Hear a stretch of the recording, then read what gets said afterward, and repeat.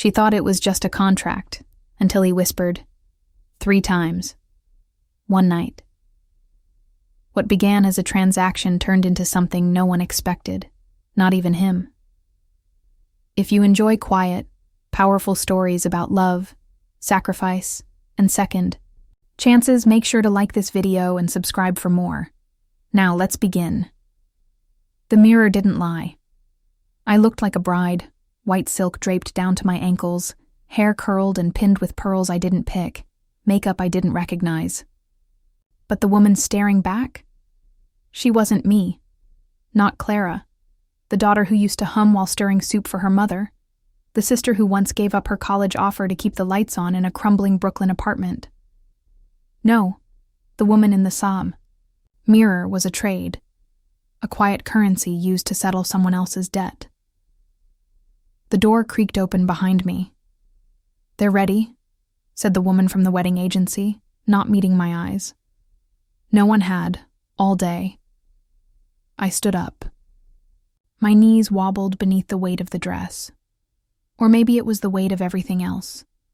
The hospital bills still sitting unpaid, my mother's shallow breaths last night, the unopened letter from my father who hadn't called in years, and the man I was about to marry, Jonathan Hale.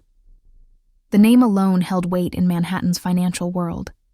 He was the cold-blooded CEO of Hale & Westwood, heir to an empire built on precision, silence, and steel-eyed decisions. He didn't need a wife. He needed an arrangement, a settlement. And I was the price. The wedding was held in one of his family estates, Long Island, of course. Not a church, not a garden, but a marble hall where sound echoed off high ceilings and conversations were kept brief and polite. I walked in alone. No father to give me away. No music either, just the subtle hum of air conditioning and a chandelier above, dripping light like crystal tears. Jonathan stood at the end of the aisle, perfectly still, flanked by 2 stone-faced witnesses.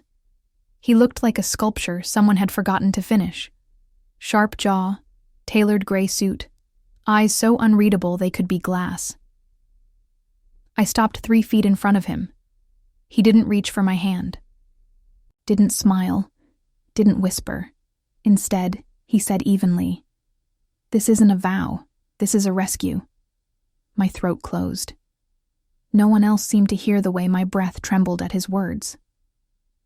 The officiant spoke quickly, efficiently. Papers were signed. Hands were never held.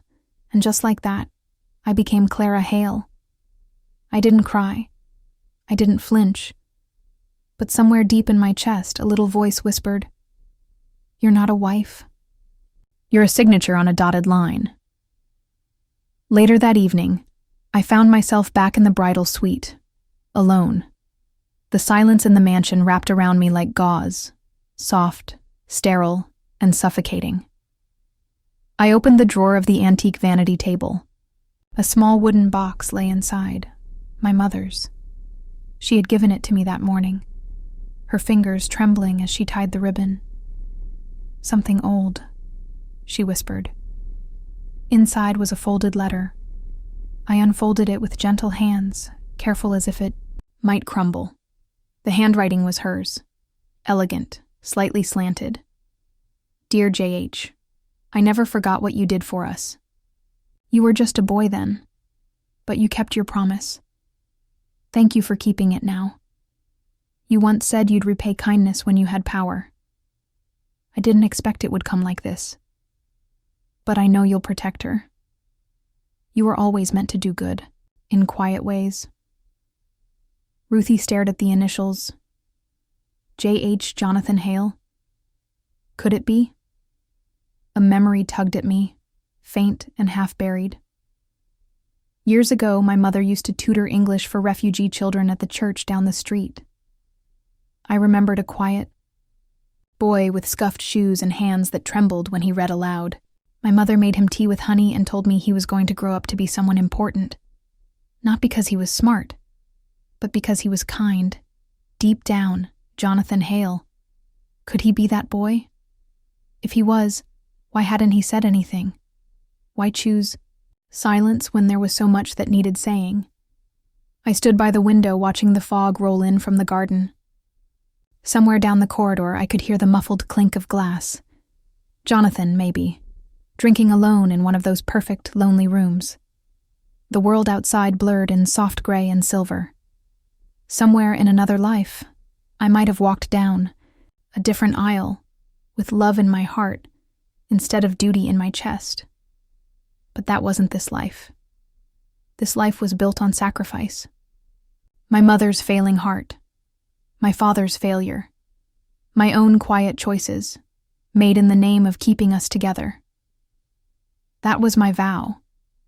Not to Jonathan Hale, but to the woman who once sang lullabies in a Brooklyn kitchen while stirring lentils, whispering, that dignity wasn't about winning.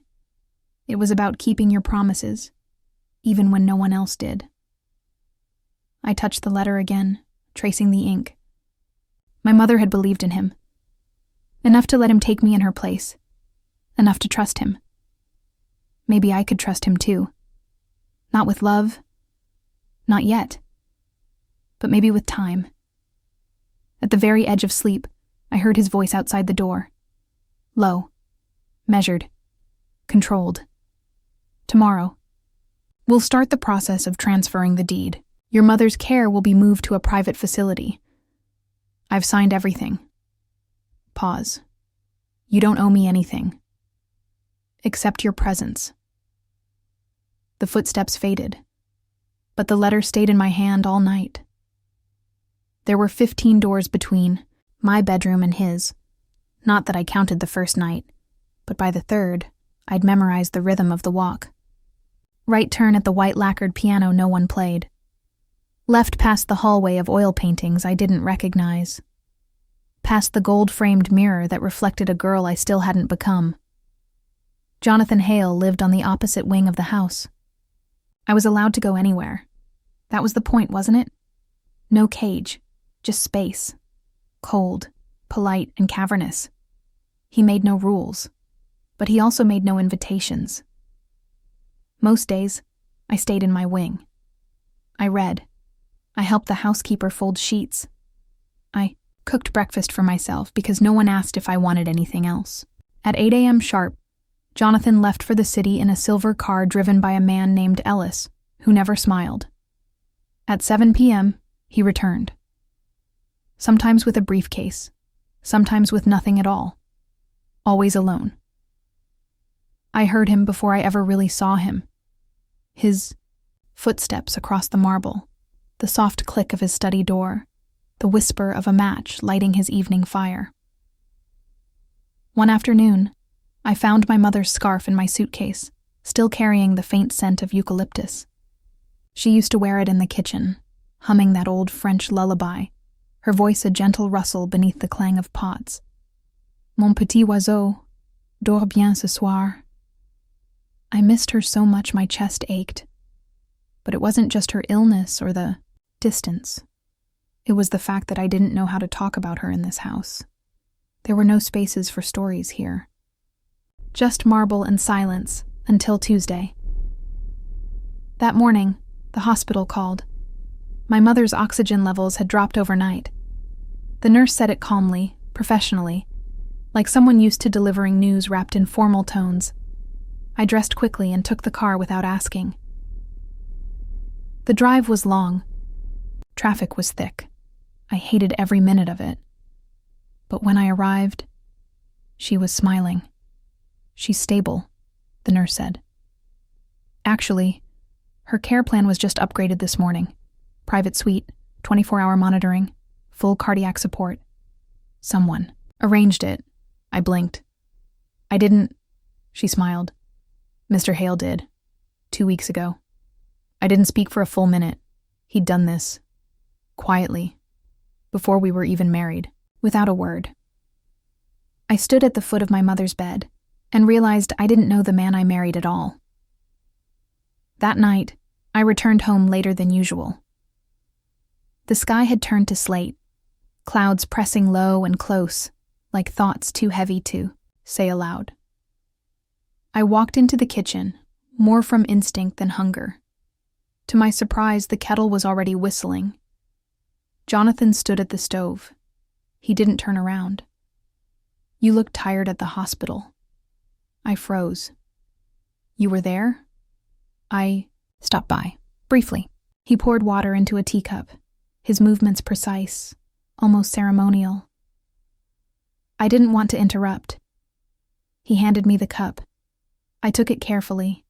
The porcelain was warm against my palms. Chamomile, my mother's favorite. We stood in silence for a while.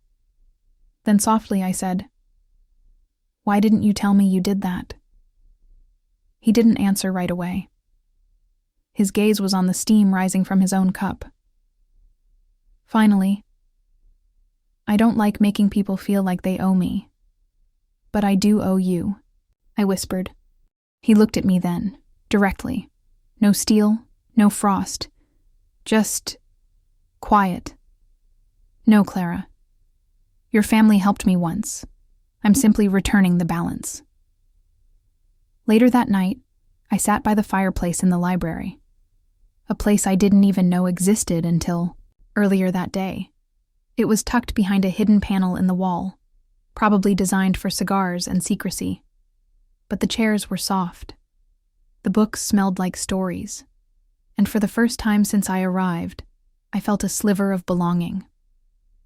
On the side table, someone had placed a small record player. I lifted the needle and played the first vinyl I could find. A piano piece. Gentle, melancholy. Notes floated like snow in a room built for winter. And that's when I saw him again. Jonathan stood in the doorway, one hand braced against the frame, as if unsure whether to step in or vanish. "I didn't know you liked music," he said. "I didn't know you kept pianos you never touch," I replied. He smiled. Barely.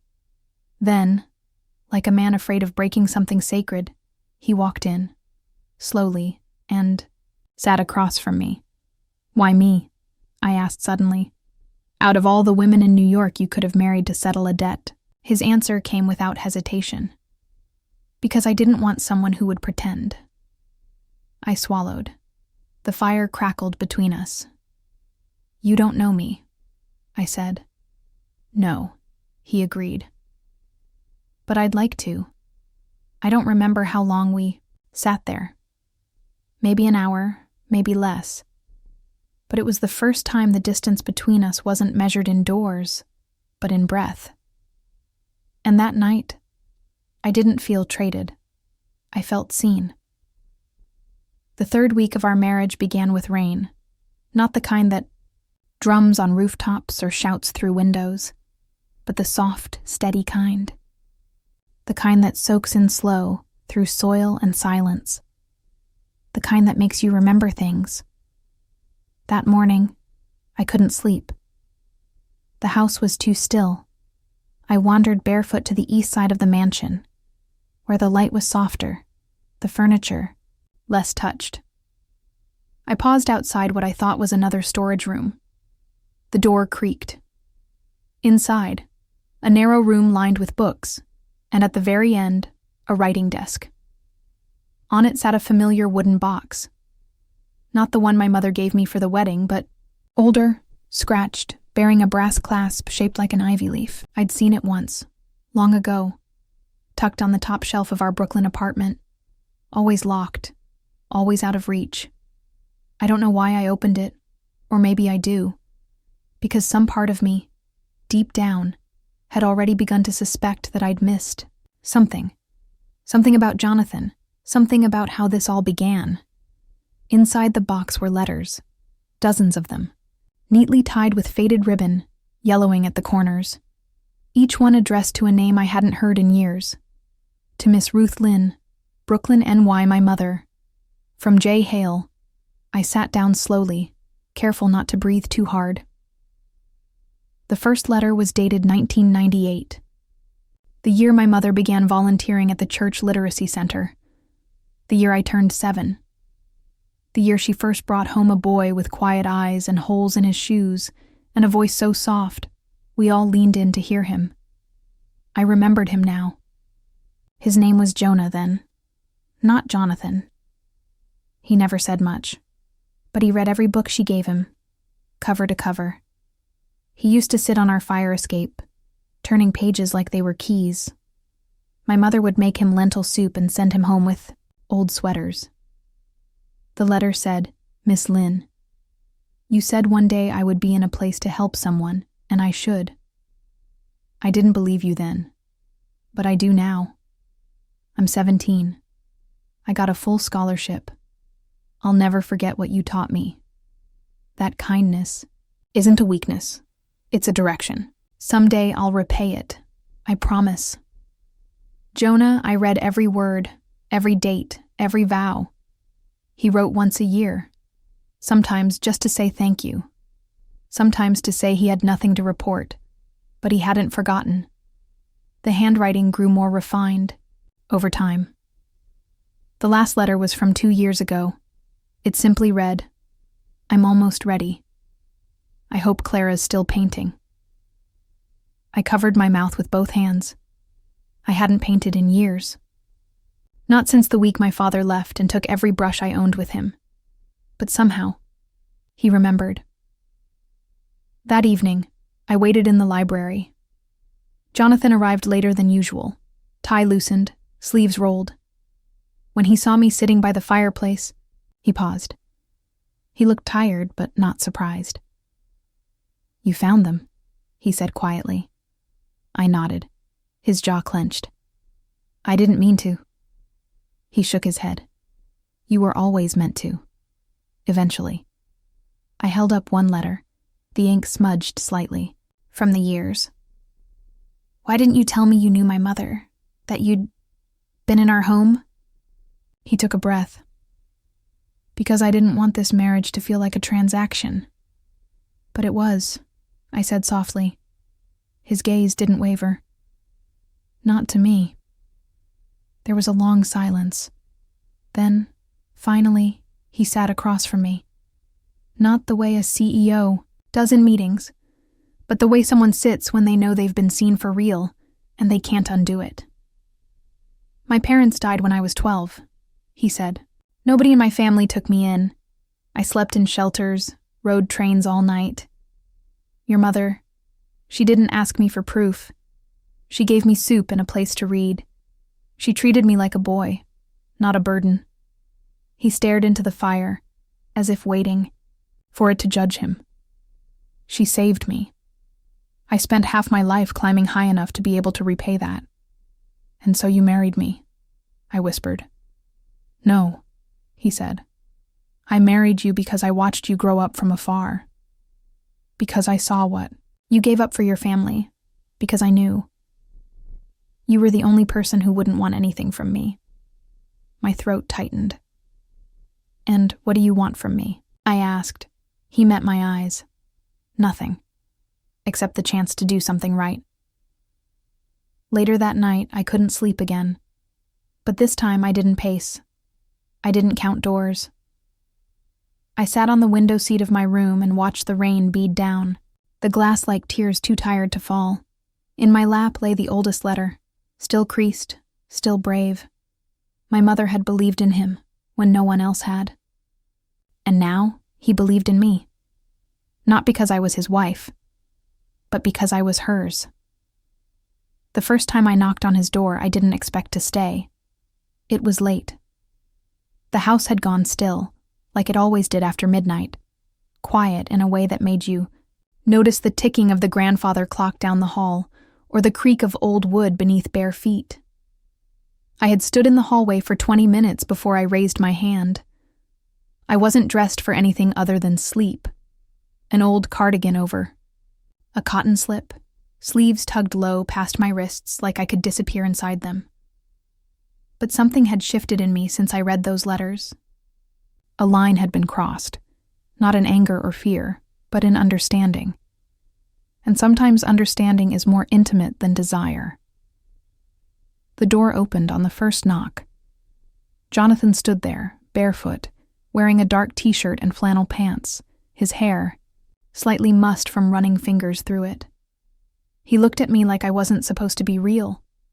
like maybe he had imagined the idea of me showing up like this, uncertain and sure all at once. "I couldn't sleep," I said. He stepped aside without a word. The room smelled like cedar and ink. His study, yes, but also the place he sometimes slept when he didn't want to feel like a husband. There was a fire burning low in the hearth, casting gold shadows across the dark oak walls. A book lay open on the leather armchair. I walked past it, sat at the edge of the couch, unsure of my place here. Jonathan stood across from me, one hand still resting on the doorknob. "I'm not here because I think I have to be," I said quietly, "and I don't expect anything from you." He didn't move. I paused. "I want to stop being afraid of this house, of us, of you." That last word came out softer than I meant it to, almost like a confession. He let go of the doorknob, walked toward me, slow, like a man approaching something fragile, not because it might break, but because it already had. When he reached me, he didn't sit. He knelt, right there, on the floor, in front of me. His hands didn't touch me, but his eyes did. "I've tried to give you space," he said, "because I didn't want to be another man who took something from you." "You didn't," I said. "You gave me my mother's life back." He looked away for a moment. Then back. "Can I touch you now?" I nodded, and when his hands reached for mine, they were warm, warmer than I'd expected. Rougher, too. Not the hands of a man who lived behind desks and signatures, but the hands of someone who had held hunger, fear, hope. He lifted one hand to my face. His thumb traced my cheekbone with such care that I wanted to cry. "You don't have to be gentle," I whispered. He looked at me for a long time. "I want to be," he said. "Because you deserve gentleness more than anyone I've ever known." The first time, we barely made it to the bed. He kissed me like he wasn't sure the world would let him do it again, like the permission I gave him might be revoked at any second. My cardigan slipped from my shoulders. His fingers trembled as he traced the curve of my spine, like reading, something sacred. We moved slowly, as if neither of us wanted to wake the silence we'd lived in too long. And when it was over, he held me. No words, just breath. His and mine, tangled like roots under soil. The second time, I touched him first. We had barely shifted positions, still skin to skin, my head on his chest, his fingers combing through my hair like a rhythm he'd always known. I lifted myself up, kissed the hollow of his throat, then his jaw, then the corner of his mouth. This time, he let himself surrender, not to lust, but to being wanted. His voice broke in my ear. I didn't know what it meant to be chosen. Until now, the third time was quiet, no urgency, no searching, just stillness. We faced each other in the dark, our legs tangled, hands clasped between us. I looked at him, not at his features, but at what lived behind them. He wasn't beautiful in the way magazines paint men, but in that moment, he was the most human face I'd ever seen. I rested my forehead against his. "You don't owe me anything either," I said. His breath caught. "Then let me give you everything," he answered. We fell asleep with the windows open. The fire had burned, down to glowing embers.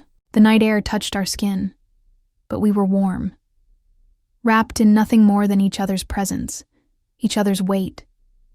It didn't feel like a beginning. It felt like finally arriving somewhere I hadn't even realized I'd been walking, toward my whole life. The letter came on a Thursday. It wasn't addressed in handwriting I knew, but the postmark, Chicago, and the initials scribbled in the corner made something twist in my stomach. R.L. Raymond Lynn. My father. I hadn't seen. him in nearly 8 years. Not since he walked out with a suitcase and a muttered apology he couldn't look in the eye. He left us with unpaid rent, hospital bills, and silence. My mother never said a bitter word about him. Not once. But silence can be louder than anger. The I. Letter was brief. Clara, I'm coming to New York. I'd like to see you. And Ruth, if she'll allow it. I'm sorry. Dad, no return address, no phone number, just a date. Tomorrow. I didn't tell Jonathan that night. I needed time to sort through the knots in my own chest first, but he noticed something had shifted. We were in the kitchen. Yes, his kitchen now. But we'd made it ours in little ways. My tea tins in the corner cabinet, his cufflinks in the fruit bowl for some reason. Neither of us explained. I was slicing pears for a tart. He stood beside me, peeling apples with a knife like he'd done it his whole life. You're quiet, he said softly. I got a letter. He didn't press. He just waited. I handed him the paper.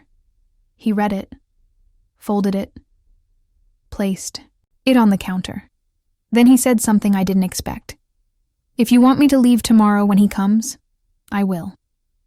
The next day, my father showed up in a gray coat that didn't fit. His face was thinner, his hands older, but it was still him. The same slope of his shoulders, the same downward glance when he didn't know how to start. I met him at the garden entrance, where the air still smelled faintly of the last lilacs and Jonathan's cedarwood aftershave from the morning. He looked up. You've grown. You've been gone, I replied. He nodded. I deserved that. I didn't answer. He glanced at the house. So this is where he lives? Yes.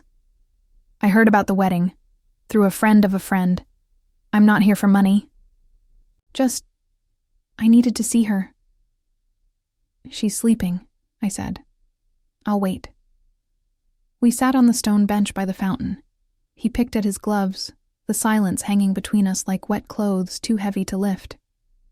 I'm sorry, Clara, he said, for what I did, for not staying, for not being stronger. My hands curled into fists in my lap. You didn't just leave us. You left her to explain why, and you left me to hold the weight. I know. No, I snapped, then softened. No, I don't think you do. He nodded again. I don't, but I want to, if you'll let me. We sat there for a long time. Then he asked to see her. I hesitated, then led him inside. My mother was in the reading room, wrapped in her favorite quilt, her breathing soft, book resting on her lap. She opened her eyes when we entered, and then she saw him. For a moment, no one spoke. Then she said simply, You're late. He broke. Tears filled his eyes, and he dropped to his knees beside her chair like a man at confession. I'm sorry, he whispered. I know, she said, and that was it.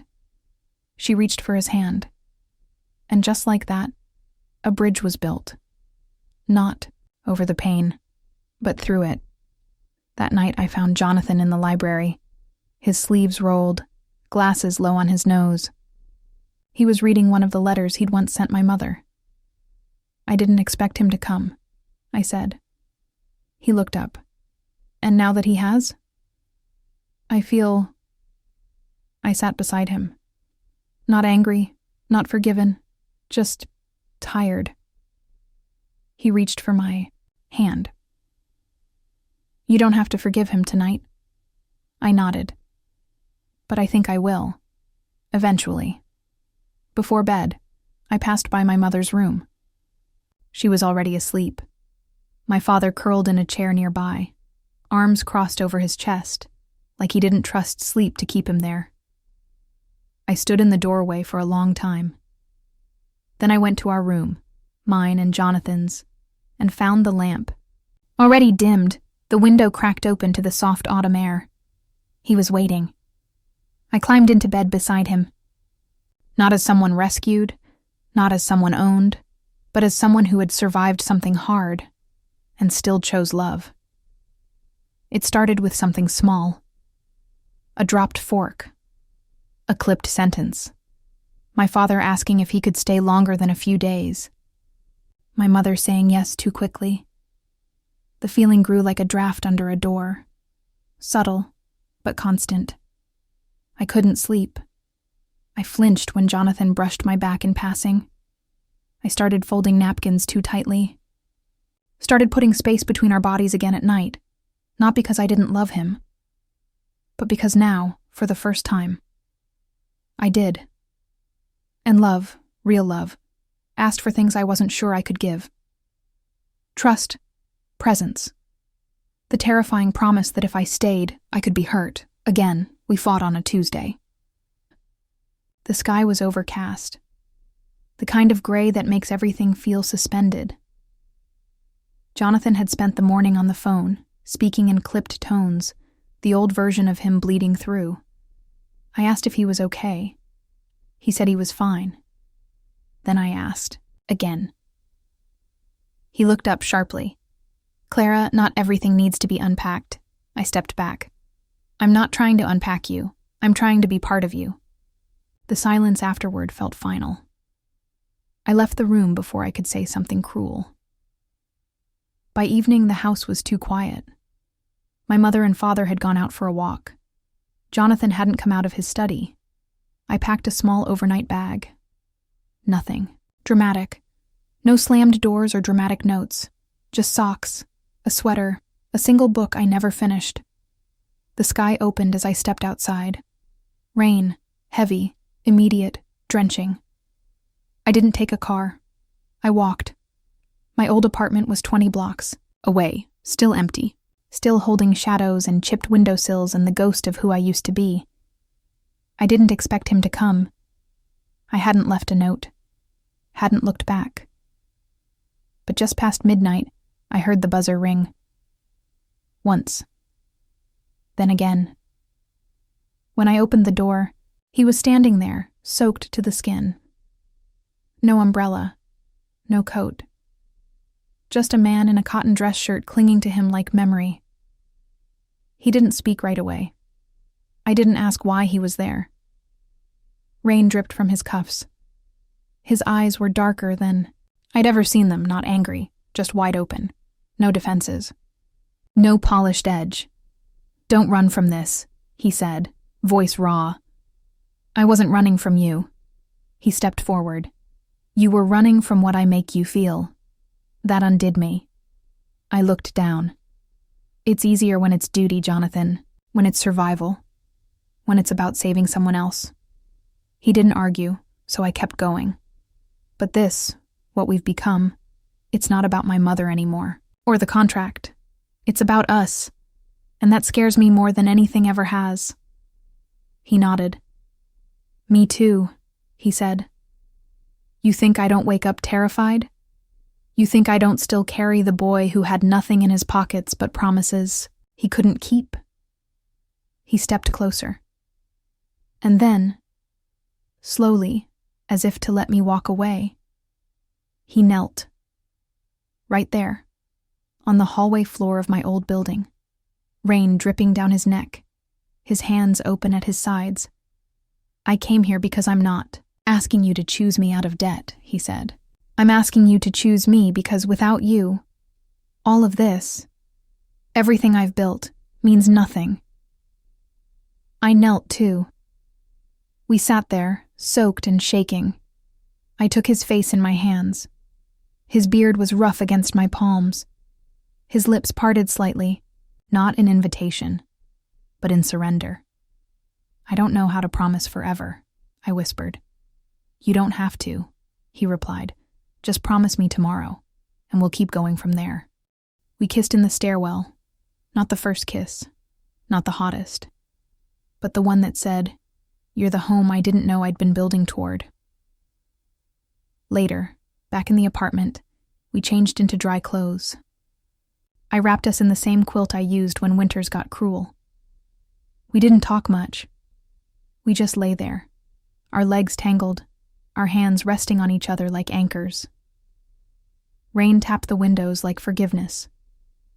He fell asleep with his head on my shoulder, and I stared at the ceiling, realizing that this quiet, this stillness, this messy, fragile, ordinary closeness was the first time I felt married. Not legally, but truly. We came home quietly. No grand return. No apologies announced to the walls, just the creak of the front door and the soft clack of shoes left by the rug. The house was still. Late autumn sunlight poured through the windows like honey, slow and golden, warming corners that had once felt cold. Jonathan set down my overnight bag and didn't ask where I wanted to go. Instead, he led me to the kitchen. Hungry? I nodded.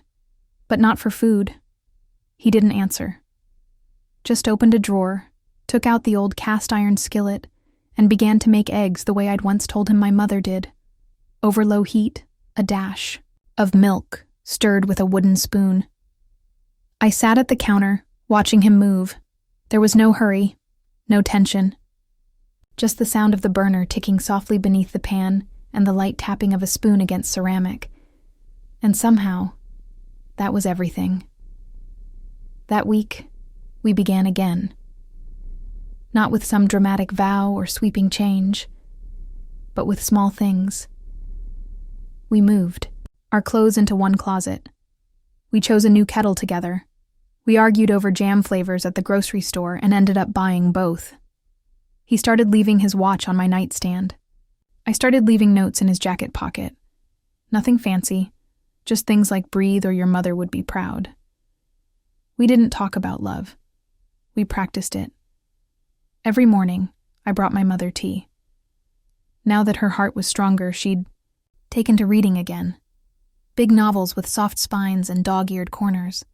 She never mentioned the day my father came back, but sometimes I caught her glancing out the window a little longer, or folding his shirts with a softness that felt new. He stayed. Quietly. Tentatively. But he stayed. One morning, while I brewed, chamomile. Jonathan walked in, his sleeves already rolled, his hair damp from a shower. He picked up a second mug. "I'll bring her the tray," he said. I handed it to him without a word. And that moment, watching him balance the tray, careful not to spill, stepping slowly down the hall like it mattered, that was when I knew he didn't need to say anything more. He loved not through speeches, but through presence. That afternoon, we sat in the sunroom.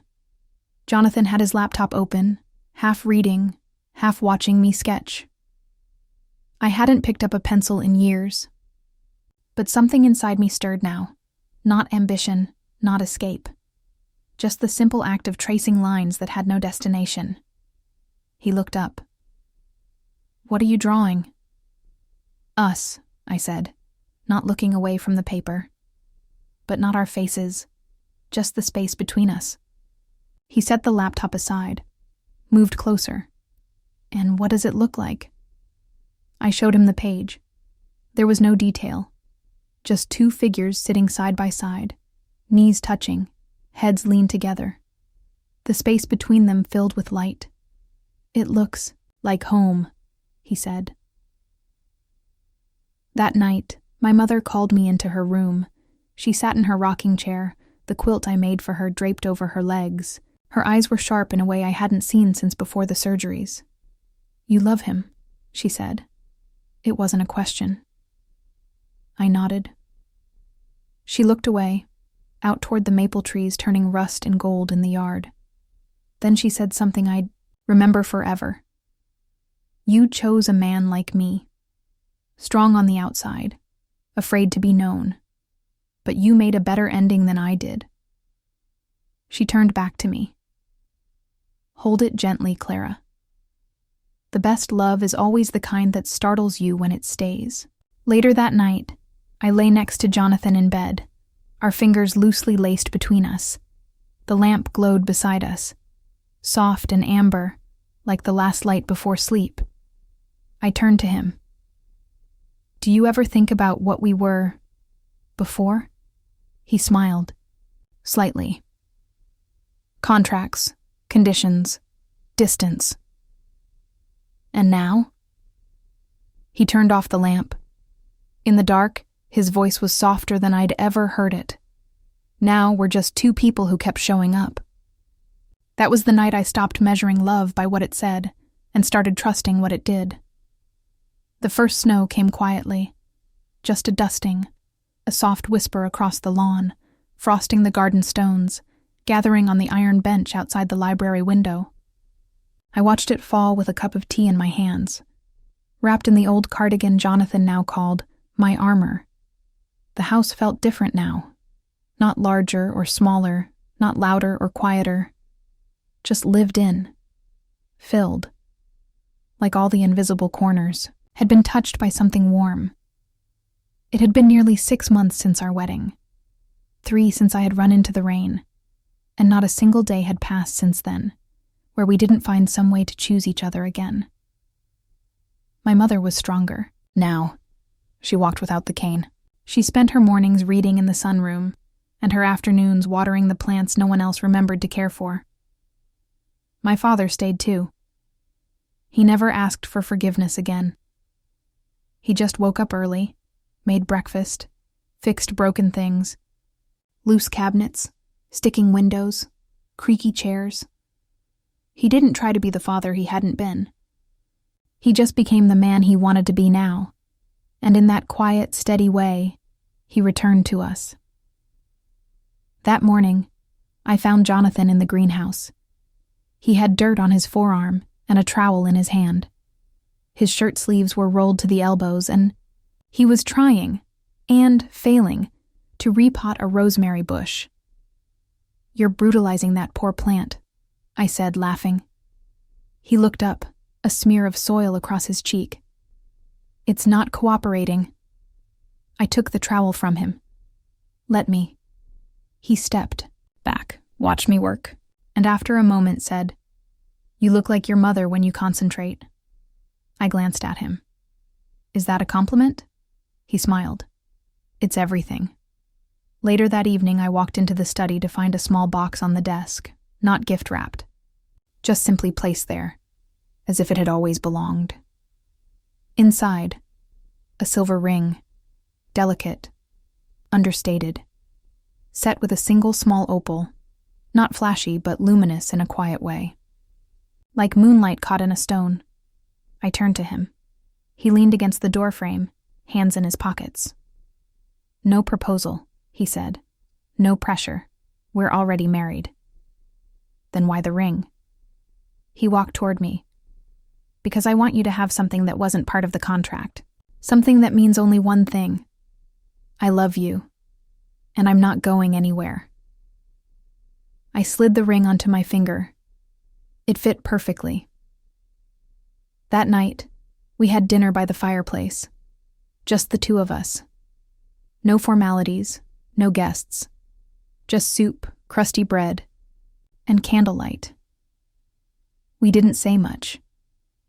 But when he reached across the table and took my hand, I didn't flinch. Because this time, I wasn't a girl trading herself for safety. I was a woman choosing a man who had chosen me right back. After dinner, we sat on the porch, wrapped in a blanket, the sky full of stars and quiet. Do you ever think about the beginning? I asked. He nodded. I try not to.